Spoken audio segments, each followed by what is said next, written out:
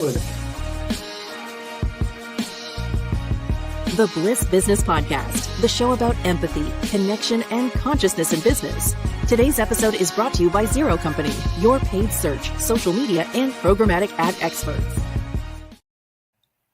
Welcome back to the show, everyone. I'm Steven Sakach here with my co-host, Mike Liwski, and our special guest today. So research from Harvard Business Review shows that 90% of top performers have high emotional intelligence, yet many organizations still focus primarily on technical expertise. So emotional intelligence, or EQ, is more than a leadership trait. It's kind of the foundation for trust, collaboration, and long-term success. And today, we're exploring how emotional intelligence can drive business performance, strengthen culture, and turn organizations into thriving communities. Mike, introduce our special guest today. Oh, I'm absolutely delighted to, Stephen. We have with us today Jennifer Lemcke. She is the CEO of Weedman, and that is one of North America's largest lawn care franchise systems. They have over 700 locations in Canada, the US, and in the UK. Now, Jennifer is really well known for her dynamic leadership because she's able to blend strategic vision along with the topics that we really enjoyed talking about is human-centered leadership, which we know is key to emotional intelligence. She has been as well instrumental in cultivating a purpose-driven franchise throughout their whole system, infusing purpose into their culture, and that helps prioritize people, develop and create emotional intelligence as a key to their success. So we're really looking forward to diving into this topic with her today. Jennifer, welcome to our show. We are delighted to have you.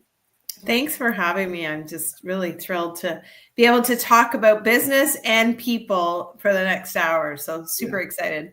Yes, this is always the highlight of my week, are the shows we do, being able to dive into these topics. So Jennifer, you've led one of the, as Mike said, one of the largest franchise networks through massive growth and transformation.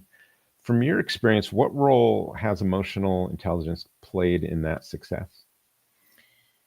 I would say it's probably the core of our success, along with a lot of other business systems and processes and all of that. But, you need that to run a good business and to be able to almost copy paste and allow it to go from market to market to market.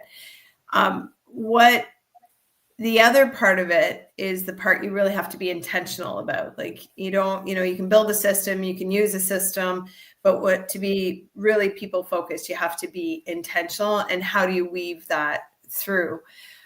We are a company that's very much known for, business planning, flowing through like SOPs and that type of thing like that. That's kind of a given. But I think where we may diverge from some others is that you can have the best systems in place, but if you're not intentional about people's success and really be focused on that. So, that is something that I kind of grew up. I grew up in the business. My dad bought his first franchise. He was a single unit territory from Des Rice, our founder. And he always said, he was an engineer by trade. And he always said, when I'm going to run my business, I'm going to run it like it was a big organization. I'm going to build the systems. I'm going to make sure I'm intentional about training, making sure that I onboard people. And he always kind of held true to that. And, as he became successful inside of the business, he then grew into one of Des's largest multi-unit franchisees. And that's when my husband and I got involved in the business. And as we were continuing to grow as just a franchisee, we were, faced with the realization we were kind of the first franchise to hit $1 million, to hit 2 million, to hit 10 million, to hit 20 million, to hit 30 million. And we were having to build a lot of systems along the way. And when I say systems, it's not just the financial systems to run a business. It's also the systems to onboard people. How do you bring people on? How do you become an organization that you can really hire for attitude instead of the technical knowledge. I think we mentioned that in the pre-show a little bit.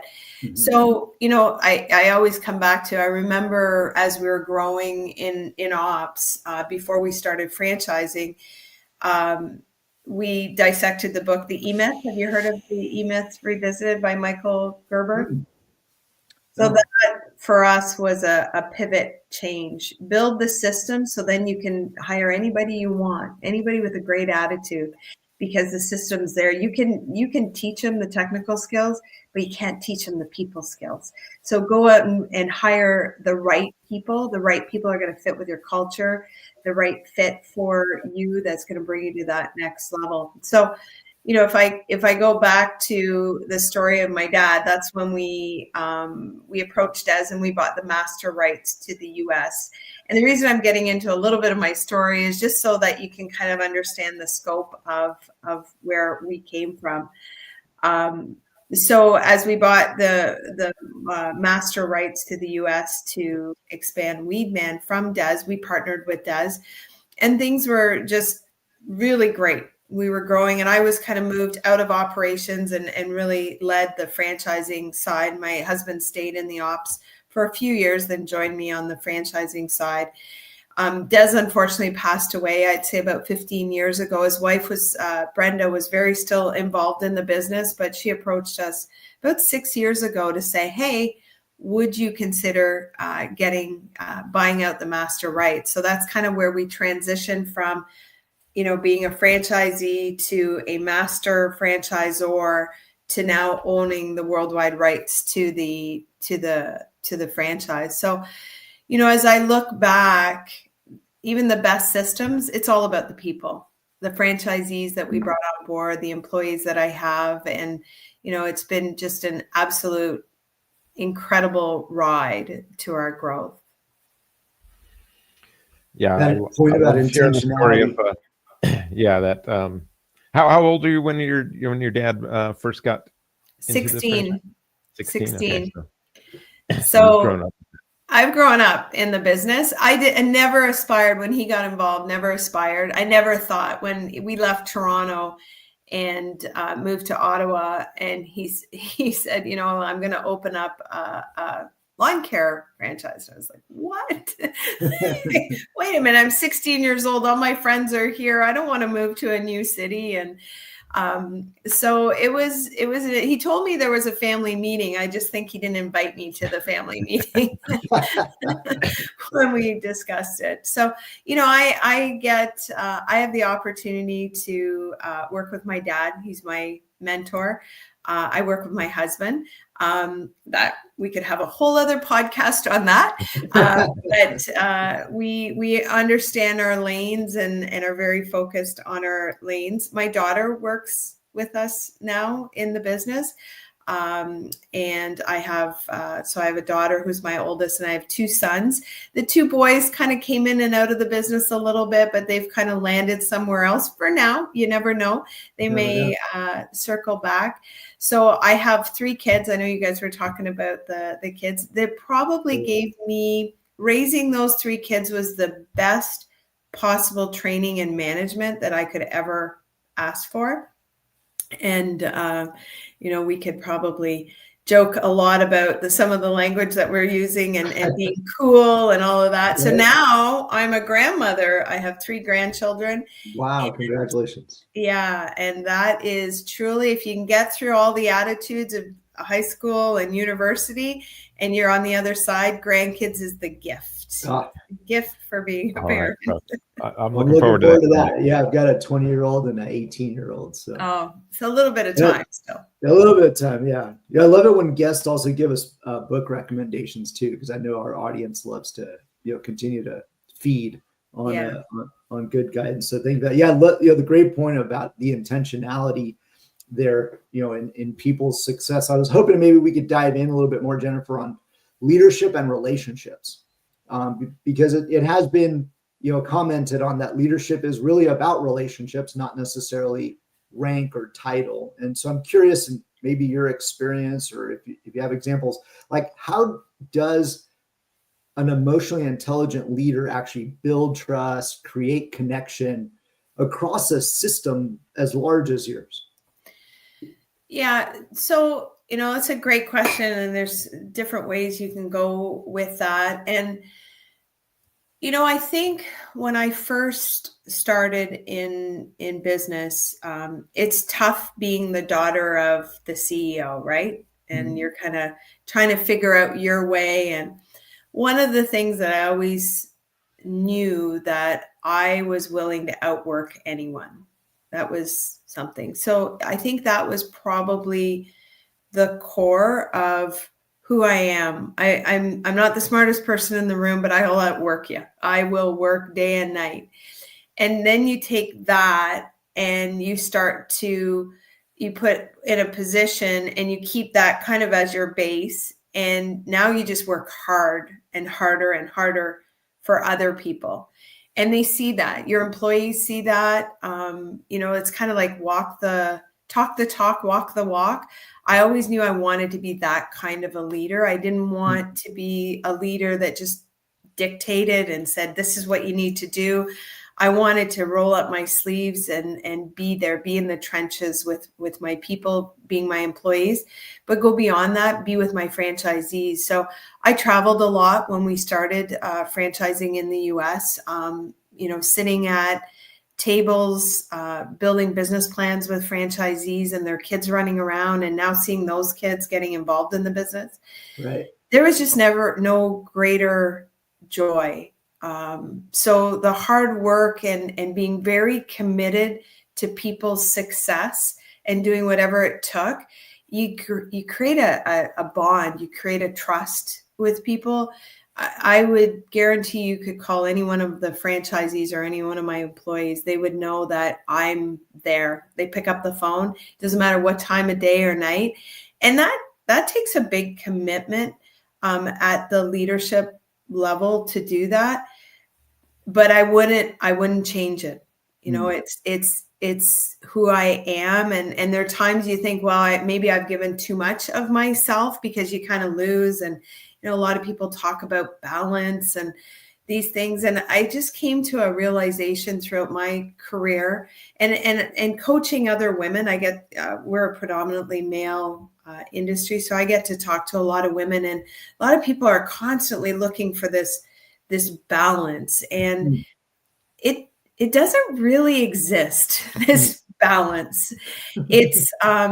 It's one day you need to focus more on your family. Another day you need to put the business first. Another day you need to be a wife first before all else. So there's, I guess the balance is kind of off keel, but if you're focused on doing the right thing for people, I think that's a good guiding light to allow you to maneuver through some of the hard times and the good times, right? Yeah. Life is really about, juggling while you're on a pogo stick. So that's right. Hard to find a balance at that point in time. So I guess maybe delving into the emotionally intelligent side of things a little bit more. And it sounded like maybe one of the keys to the organization's success has been in the identification and putting, the people's success first. So I'm curious, how do you identify and develop emotional intelligence in the leaders throughout the organization? What do you use? Are there gatherings? What does that kind of look like internally? I think, as a company, it's important to put a solid vision and a mission in front of people. Mm-hmm. And as people align behind that and align their values and their mission alongside that, you kind of create this atmosphere where everyone's pulling together and working together. So that creates a lot of trust with people, both at the franchise level and the employee level. If everybody's coming into work every day and they know what they got to get done to achieve results, I think that's a place where you're able to create people that are emotionally intelligent. They kind of have their eye on the ball, and they don't need to focus on, well, what is it? What do you want out of life? What do you want out of your business? We kind of all know. That's every day you walk in, So now you can really hone in on tweaking what you need to do to get there. How do we maneuver, and how do we help people to get there? And I think, it allows you, if you don't have to worry about every day, well, what am I doing today? You can really focus in on what people are telling you and how they're telling you, and cueing in on the signals and working through that. There are times where you're being told something from somebody, but that's not the real reason. And you got to dig a little bit deeper to get into that reason. Yeah. So I think understanding that, like, kind of all of these other things that are over here, like the check boxes, the systems, and the goals and the visions, and that's check, and really listening to identify some of the gaps that are getting them there allows you to be very intentional. And that takes so much time, right? And I was actually thinking of one of our past guests, Patrick Cowden.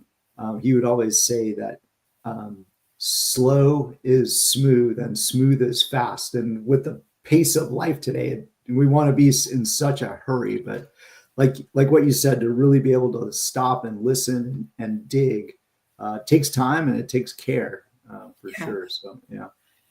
Yeah. So Jennifer, one of the things we kind of dive in here on the show is going into the systems. What kind of organizational systems or rituals do you have that helps cultivate, that connection or that emotional growth, or prioritizing, emotional intelligence some way? You kind of mentioned onboarding, maybe there's some systems there. We know when you can build like that emotional intelligence into your systems, you're going to see 63% higher engagement, 37% lower turnover. Is there anything for our audience that, you can think of that might help them when they're building, their systems or their franchises out? Assuming that you've got all the things that are the technical side of the business taken care of. So I'm going to assume that that's done. If we start with a relationship with a new franchisee, as an example, it's important to vet out to make sure that the fit is right. That not only will we will meet their vision of where they want to be in 5, 10, 15, 20 years from now. And understanding what that is important, because as you go through the franchise development cycle and awarding a franchise, you need to understand that. So really starting there to ask the right questions throughout the relationship. Like right away, you're starting to build a relationship, because that's what for me, for franchising or even building a business is about the relationship. Mm-hmm. You got to assume I've got everything else, but now we've got to build that relationship. We got to build that trust. And as you go through new franchise training and onboarding, you keep coming back to their vision and how this is going to align to their vision. So, decisions are made throughout your business cycle.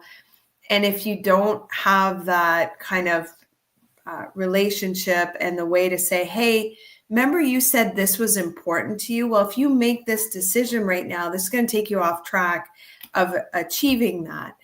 So that's like, you have to really invest in understanding where the person wants to go, so you can align the next few years with them, and then eventually, a thriving business. We have been able to take a lot of people and make them into millionaires. That's what we've done in the lawn care. We're this little gem part of an industry that has repeatable business, and that we have the systems, we know how to do that. But it's got to align with your vision of your company. If your vision is not to work hard and just, it's going to come easy, that's not us. So we need to understand that at the front end, because we're just going to create this conflict continuously. Well, you told me I was going to be a millionaire, which we never do, but you just can't do that. I have to set expectation as well. If we're a right fit, you're going to work really, really hard until you get that first employee. And then we're going to need to onboard that employee together and make sure we get the right person in that position that's going to continue to drive your business forward to your goals that you set out. So I guess it all boils down to really listening to people, really understanding where people want to go. And life changes, where you started 5 years ago may not be the same. So having check-in points continuously. And that's something that I would say, we do well on our yearly checkpoint. We do a business plan with them, and we do 5-year and 10-year business plans with our franchisees. And we do check-ins along the way. Are we still on par with where you want to be? Is it the same as it was last year? Or things change? Have you had children, grandkids? Are you looking to retire? Do you have a child that wants to come in the business that you weren't sure if they were going to come in the business? So let's adjust to that and really kind of build out. And I feel like that's something that I learned from my dad, and that I've been able to continue to bring into the system, and the employees get that. We just, we have franchise business coaches that work with franchisees, and I could go to any one of their meetings and listen in, and I know that they would be talking the same language, be along the same lines, asking the same question, because we just kind of all grew up together doing this. So I want to maybe delve into that a little bit more, because in our world today, business world, there is so much data, and that even for ourselves as a marketing agency, we're a performance marketing agency, we really key in on data, and it's so easy to perhaps forget the humanity component, or even the people component. So you mentioned balance a little bit earlier. There's data, and then there's empathy. Wanting both of those to exist. How can both data and empathy coexist when it comes to making some kind of a decision? Not just, I guess, leaning on the data itself. Yeah, the data is a big factor, though, and it's how you use the data. We track everything. I mean, I could show you spreadsheets. We know closing rates daily. Inbound, outbound, every campaign possible. If we want to tie in the marketing, I have a dashboard that I look at every week, and I'm able to go in. And so we use that a lot to be the foundation of our conversations. So first off, you have to have trust. You can't use data and just come in, wham, hey, you're not performing here.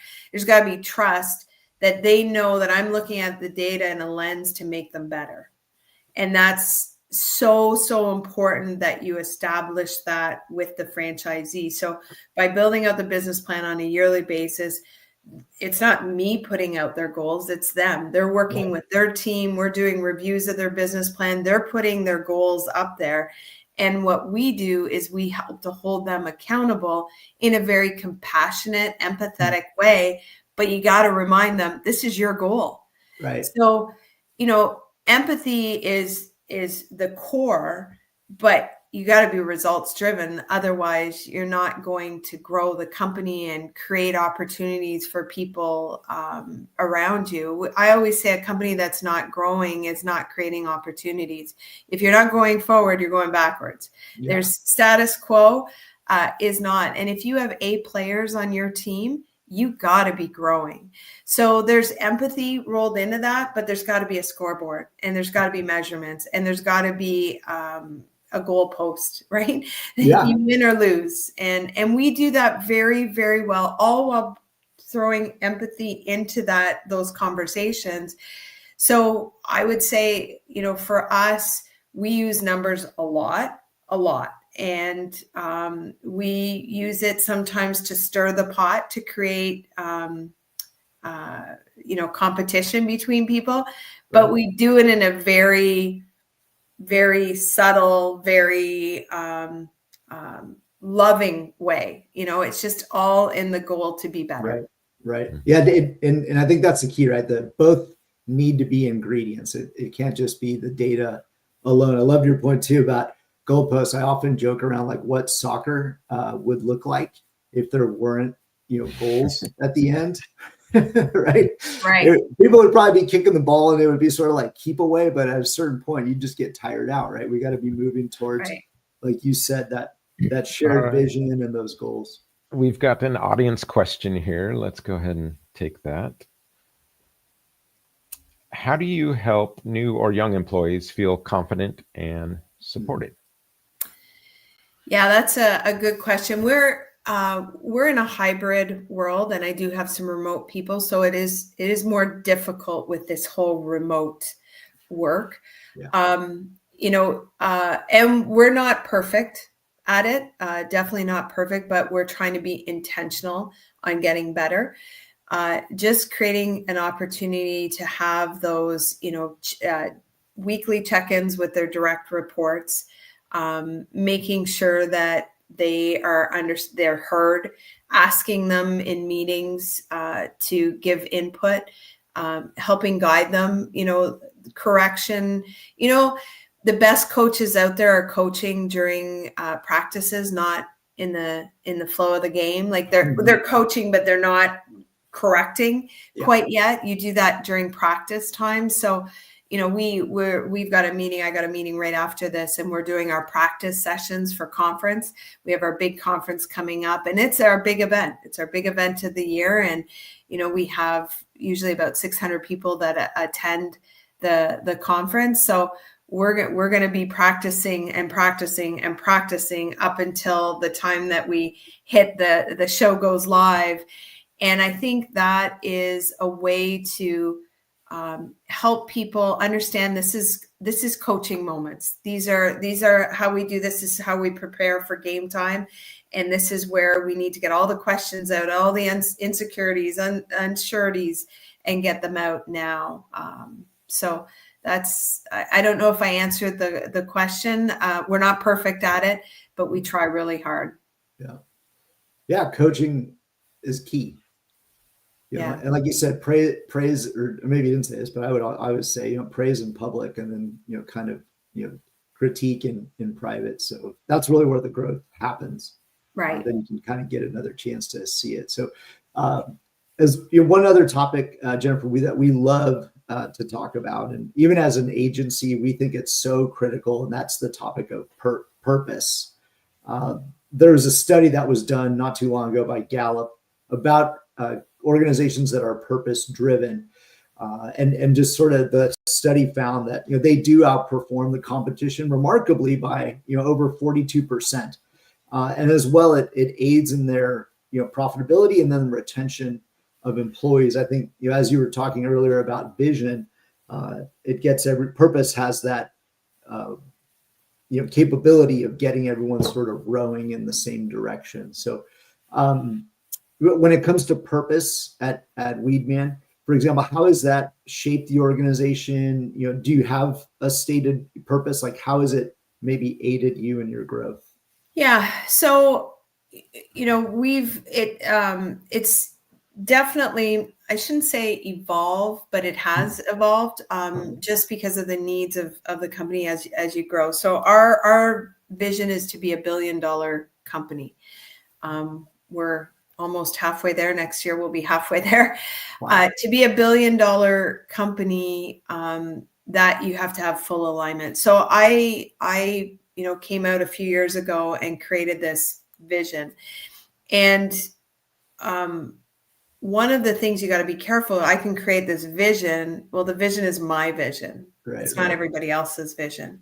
So how do you align your vision, their mission, their purpose to get there? And you got to make people understand, well, if we get there, all of this is going to happen. So you got to continuously align everyone's, strategies. And I think in the end, money's money. And when you wake up and you put your 2 feet on the ground, what's your purpose? I know my purpose is to help try and make people the best that they can be. Mm-hmm. And if I create opportunities and I'm growing, and as business owners, if we're doing that, we're creating all of these opportunities. And you talk about stories about employees, that I've had some of my employees over 30 years with me, and I have young new talent coming in, and I have over 30-year employees. And we, I've been part of them buying houses and buying new cars and seeing their kids buy houses and buy new cars. And to know that you're a part of that, and as an entrepreneur, that's purpose. So being $1 billion is my vision of the company, but along the way, there's a whole lot of purpose happening. And that is what makes me excited to put my 2 feet on the ground every day. It's not necessarily to be $1 billion, it's everything else around it, if that makes sense. 100%, right? It definitely is the driving kind of motivational force. Yeah. Thinking about like the local franchise owner, what do you think, like when they're interacting with their customers? I'm thinking about these YouTube videos I see sometimes where the lawn is like just, overgrown crazy. And then you see someone come in there and just clean it all up. But there's a lot of times there's a reason why, that lawn has, gotten overgrown, and it impacts people's personal lives, with their health, or something happened to a loved one, things like that. Do you hear a lot of those kind of stories from your owners? And especially in your conference and stuff that comes up, I imagine some of those things get heard. Yeah. So we, one of the things we track is retention rate. It's really the goal post on good customer service, and definitely your Google reviews and all of that. And we truthfully went through a period in time where the brand was suffering a little bit. We've gone through some legislative issues in Canada. They banned pesticides. So that was a very big challenge, and there's regulations that are facing small businesses all the time. But we definitely had our challenges inside our niche. And so there was definitely a pivot that needed to happen in educating our customer. Our customers, with traditional products want weed-free. Well, in Canada, we can't provide weed-free. We can't eliminate them. We can control them. We can bring down. So understanding and creating a new vision and a narrative for the franchisees and the customer on expectations was definitely a challenge at times. So for us, our technicians get to go out and be outdoors and working with customers. When I started my career, that's where I started. I was out on the lawns applying. So I know what it feels like to have a run and to be sweating all day and out working. But the customers, add flavor to your day when you get to talk to them and meet them, and you're meeting their expectations. And so I look at it every day, our frontline employees going out and they're beautifying their surroundings, beautifying, customers' home, adding value to customers' homes. We find when economy becomes unstable, we're kind of unscathed in that area, because people tend to not take as big vacations and, stay home more. So they tend to put more money into their homes. There's studies out there that, green and beautiful landscapes create a better emotional connection for people to be outside. So all of that plays into, and our marketing plays into. Right now we're kind of, our marketing has settled into, we're playing a game, and it's the lawn care game. So it's been great, and we're having a lot of fun with that. There's a lot of places you can go, different sports and analogies we can use. So that's been fun. And I think the customer is, I think our creative and what the customer's expectation, they're kind of marrying together, and we're really liking where we're at right now. Yeah, if you haven't checked those commercials out, you can go to YouTube, and it's Weed Man for the Win, right? Is the campaign slogan. Yeah. So some of them are about golf. Very, very entertaining. But I love that point, Jennifer, beautifying the world. That could go in so many different directions, right. It's not just about the lawn, but really it's about the impact, the emotion that your organization, can have on the world and on the people that you service. So that's a really beautiful thing. Yeah. And I think when you keep that, like, if you're able to keep that front and center with your, like you said, your technicians, everybody, that's how you're able to lead without, being there. Is like, if our mission is beautifying the world, they're going to make decisions based upon all of that. And usually for the better. So Jennifer, one of the questions we always ask people on the show is some form of this. It's, what role does love play in business? A lot. Yeah, a lot. It truly does. I think you have to have a love for what you do.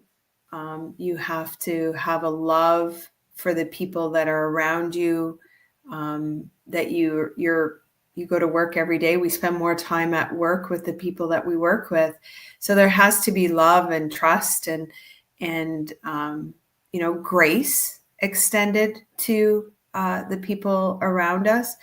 So I think love touches every part of a business. And if it doesn't, I don't know how you could be happy going into work every single day. I wouldn't even understand. There's not one piece of me that doesn't love every one of my employees that I work with. There's not a piece of me that doesn't love every franchisee that we have. Some create more challenges than other, for sure, but there's an underlying love and trust. And, I guess I never really thought about it the way we just kind of, or the question that you asked.